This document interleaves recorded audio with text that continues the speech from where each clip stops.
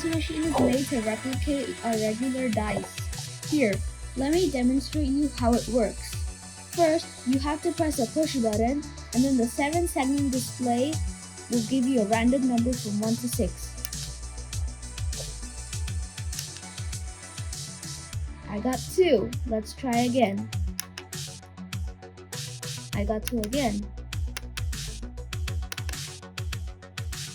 This time I got 6.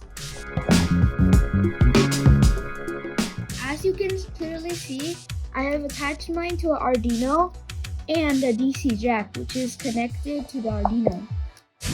The DC jack, this clearly makes the device portable. Automatic dice machine for playing board games such as Moonpreneur. Instead of using a dice, you can use the automatic dice machine. Let's see. 3. 1, 2, 3.